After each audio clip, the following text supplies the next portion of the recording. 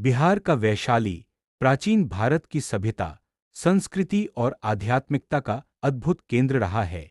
यह स्थान न केवल ऐतिहासिक दृष्टि से महत्वपूर्ण है, बल्कि बौद्ध धर्म और जैन धर्म दोनों के लिए आस्था और प्रेरणा का प्रतीक है। सबसे पहले बात करते हैं वैशाली शांति स्तूप की। यह भव्य स्तूप विश्व शांति और करुणा का प्रतीक माना जाता है। सफेद रंग से सुसज्जित यह स्तूप दूर से ही शांति का संदेश देता है। यहाँ आने वाले हर यात्री को यह अनुभव होता है कि मानो समय ठहर गया हो और बुद्ध का उपदेश करुणा, अहिंसा और मैत्री आज भी वातावरण में गूंज रहा हो। इसके बाद आता है अशोक स्तंभ, जिसे महान सम्राट अशोक ने बनवाया था। अशोक ने कलिंग युद्ध के बाद हिंसा का मार्ग छोड़कर बौद्ध धर्म को अपनाया और करुणा व धर्म का संदेश फैलाने लगे।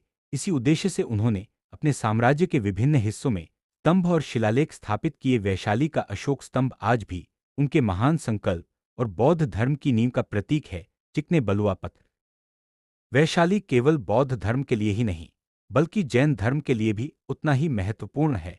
यही वह पवित्र भूमि है जहां भगवान महावीर स्वामी, जैन धर्म के 24वें तीर्थंकर, का जन्म हुआ था। महावीर ने अहिंसा, सत्य और संयम का संदेश पूरी दुनिया तक पहुंचाया। इसीलिए वैशाली को जैन परंपरा में भी उतना ही पूजनीय माना जाता है। इतिहास बताता है कि भगवान बुद्ध ने भी वैशाली में कई बार प्रवचन दिए थे। कहा जाता है कि वैशाली के लोग बौद्ध धर्म से गहराई से जुड़े थे और यहाँ अनेक अनुयायी बुद्ध के संघ में शामिल हुए। बौद्ध संघ में पहली बार महिलाओं को दीक्षा देने की अनुमति भी यहीं वैशाली में दी गई थी। यह घटना बौद्ध इतिहास की एक महत्वपूर्ण मील का पत्थर मानी जाती है।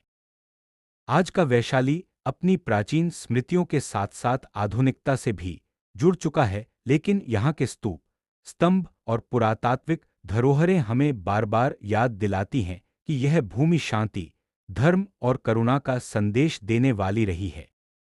इसलिए वैशाली को केवल एक ऐतिहासिक स्थल नहीं, बल्कि शांति और अध्यात्म की भूमि कहा जाए तो बिल्कुल सही होगा। यहाँ आकर हर व्यक्ति यह अनुभव करता है कि हमारी संस्कृति कितनी गहरी और विशाल रही है।